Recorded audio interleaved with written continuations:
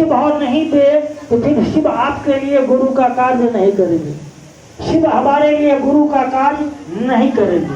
और अभी जिन जिन लोगों ने यह जाना और यह समझा, जिन जिन लोगों का मन यह समझ रहा है कि मैं शिव का शिष्य हूँ, शिव मेरे गुरु हैं, जिनके मन में यह विचार जिंदा है, उन तमाम लोगों ने शिव को शिष्य का भाव दिया। उन तमाम लोगों ने शिव को कहा, हे शिव आप मेरे गुरु हैं, मैं आपका शिष्य हूँ, मुझे शिष्य पर दया कर दीजिए।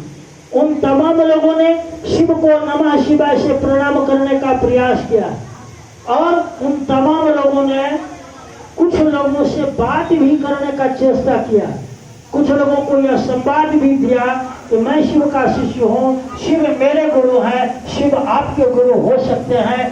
इसी का ये परिणाम है, इसी का ये प्रतिफल है कि जो बात चली थी दो आदमी के बीच से, शिव शिष्य हरिंद्रानंद जी और दीदी नीलम आनंद जी, दो आदमी के बीच से जो बात चली थी, आज वह करोड़ों में पूरे भारत वर्ष ही नहीं बल्कि भारत से बाहर बहुत देश में यह बात चल रही है। लोग शिव को गुरु मानकर अपने जीवन में सुकून महसूस कर रहे हैं, लोग शिव को गुरु मानकर इन बातों को अनुभव कर रहे हैं कि सत्ता एक ही है, एक ही सत्ता है शिव।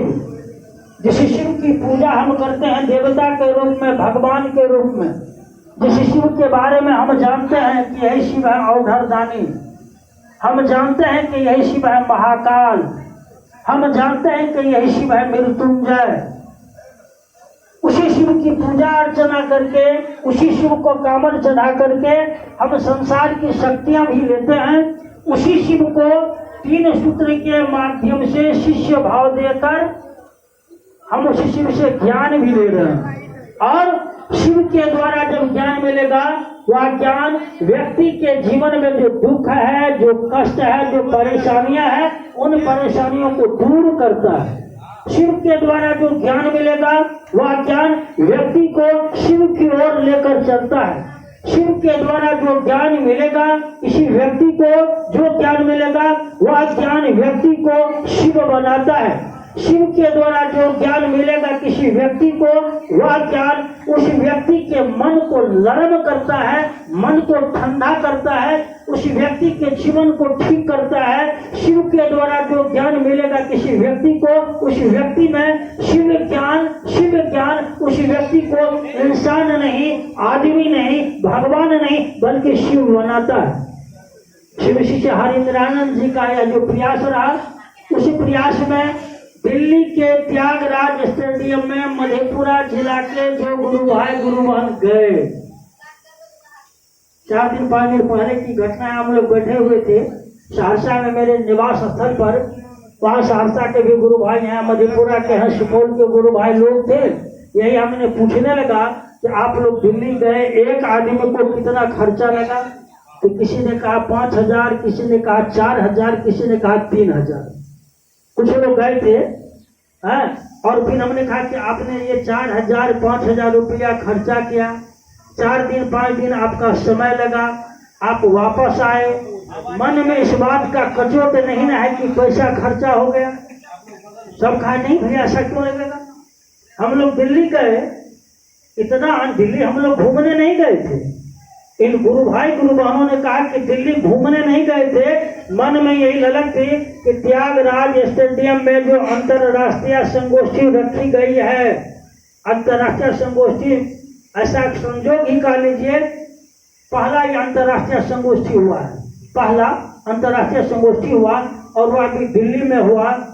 और गुरु भाइयों ने कहा इतना आनंद लगा कि ये वर्षों की जो हम लोगों की यात्रा है शिव शिष्यता के, ऐसे ऐसे कार्यक्रमों में जाने से महादेव की दया को और नजदीक से समझने का मौका मिला। इसी पर बात चली तो हमने कहा क्यों नहीं जो गुरु भाई गुरु बहन गए उनको सम्मानित किया जाए, उनको सम्मानित किया जाए। तो वह की तो भैया सहरसा में, राजकुमार जी राजेश जी कह रहे हैं कि तो सहरसा में भैया किया जाए। हमने कहा नहीं, जब इस काम को हम शुरू करेंगे तो शुरू करेंगे मधेपुरा से, इस काम को शुरू करेंगे मधेपुरा से, और धीरे धीरे जैसे जैसे समय मिलेगा समय के अंतराल में गुरु भाई गुरु बहनों से बात करके और चेष्टा करेंगे, प्रयास करेंगे, सहरसा में भी, खगड़िया में भी, दरभंगा, अररिया, जहाँ भी गुरु भाई गुरु बहन है, यह संबंध इसीलिए कि जो गुरु भाई गुरु बहन गए, जो नहीं गए उनके मन में पीड़ा नहीं होनी चाहिए। जो गए उन्होंने अपनी श्रद्धा अर्पित की, जो गए उन्होंने समय निकाला, जो गए उन्होंने अपना 10 रुपया खर्चा किया। यहाँ सारे लोग पैसे वाले लोग, सबों के पास ये श्रद्धा है, श्रद्धा है सबके पास, सबों के पास श्रद्धा है। जाने के लिए बहुत लोग बेचैन थे, इतनी जगह नहीं थी। सीमा हॉल में जब कार्यक्रम होगा तो सिलेक्टेड था कि मधेपुरा से 70-80 100 आदमी जाएगा, तो लगभग मधेपुरा जिला से कुल मिलाकर के 100 के करीब में लोग थे, लगभग 100 के करीब में लोग थे मधेपुरा से। यही हिसाब किताब था सहरसा का, खगड़िया का, विभिन्न जिले का। और महादेव की दया से उन्होंने अपनी श्रद्धा अर्पित की। उन्होंने श्री शिष्य हरिंद्रानंद जी और दीदी नीलम आनंद जी के प्रति अपनी कृतज्ञता अर्पित की। उस कार्यक्रम में भाग लेकर उन्होंने अपनी कृतज्ञता अर्पित की। तो हमारा आपका धर्म क्या बनता है? हम जो बाकी लोग हैं, हम जो बाकी बचे हुए लोग हैं, क्या हम लोग उनको सम्मान देने के लायक है कि नहीं है? दे सकते हैं कि नहीं दे सकते हैं? और जो भी आदमी कहीं भी शिव की शिष्यता को गति देगा, शिव शिष्यता को बढ़ाएगा, शिव शिष्यों को शिव कार्य करने में मदद करेगा, उनके प्रति हमारे मन में श्रद्धा का भाव तो रहता ही है। लेकिन जो लोग शिव शिष्यता को गति देने में अवरोध खड़ा कर रहा है, हम लोग तो उनके प्रति भी कृतज्ञ रहते हैं। जो लोग हमारे आपके राह में कहीं न कहीं कांटा बन जाता है चलने में, हमारे मन में उनके प्रति भी क्रोध नहीं पैदा होता है। जो शिव का शिष्य होगा, जिनके मन में शिव के प्रति आकर्षण होगा, जिनके मन में शिव के प्रति प्रेम होगा, आप ही बतलाओ, जिनके मन में शिव के प्रति प्रेम होगा वह किसी से दुश्मनी करेगा और किसी से दोस्ती करेगा। जिनके आवाज मेरी आप पीछे आवाज आ रही है, आवाज पीछे जा रही है, आप गौर करेंगे, जिनके मन में शिव के प्रति प्रेम होगा वह किसी से दुश्मनी करेगा, जिसके मन में शिव के प्रति प्रेम होगा वह किसी से दोस्ती करेगा।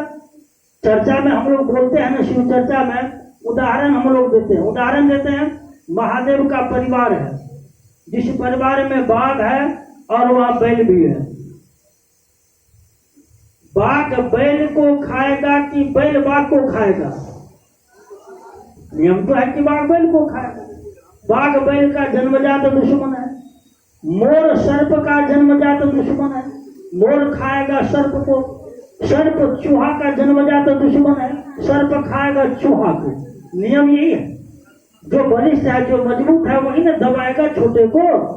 लेकिन हम और आप उदाहरण देते हैं शिव चर्चा में, चाहे आप एक आदमी से बात करें, साप्ताहिक बात करें, मासिक बात करें, कोई भी बात हम लोग करें, हम लोग उदाहरण देते हैं ना कि महादेव के परिवार में, शिव के परिवार में बाघ और बैल, मोर और सर्प और चूहा, जो एक दूसरे का दुश्मन है, वह भी शिव के परिवार में, शिव के सानिध्य में एक साथ घुल मिलकर रहता है। बोलते हैं होता क्या है?